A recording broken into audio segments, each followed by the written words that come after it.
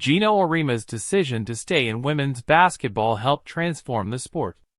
Throughout his storied career at UConn, he was pursued by significant men's programs like Oklahoma and Miami, with even Connecticut's men's team considering him a replacement when Jim Calhoun retired.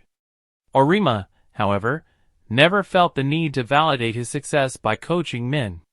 He never saw himself as a women's basketball coach but as simply a coach, and a highly successful one, regardless of gender. By staying in the women's game, Auriemma elevated its legitimacy. He chose UConn not out of necessity, but because he believed in the potential of women's sports, and his staying power sent a powerful message: coaching women should not be seen as a stepping stone to coaching men. Television analyst Rebecca Lobo, UConn's first national champion and Auriemma's star, emphasized that Auriemma's decision made it clear that coaching women is not inferior to coaching men.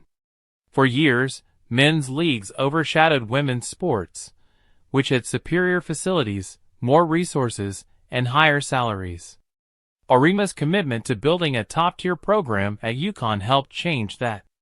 He demanded unprecedented resources in women's sports, including first-class facilities, support staff, and charter flights. As UConn became a powerhouse, other schools noticed and invested more in women's basketball. Auriemma's work made it clear that, with a suitable investment, success in women's sports was possible. When Auriemma arrived at UConn in 1985, the program was struggling. The Huskies had just one winning season in the previous 11 years and played in a small, outdated arena.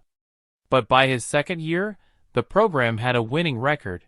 By his fourth year, they made the NCAA tournament.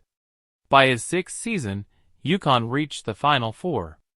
Auriemma built the program from the ground up despite facing resistance from those who didn't believe in women's basketball's potential.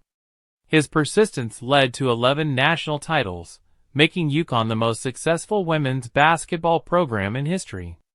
His success also challenged the dominance of Tennessee, led by legendary coach Pat Summitt.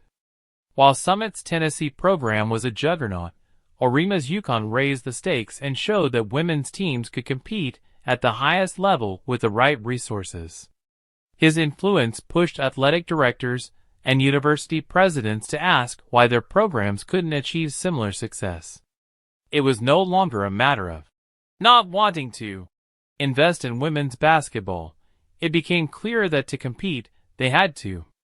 Today, Auriemma's impact is visible in women's basketball's growing salaries and facilities.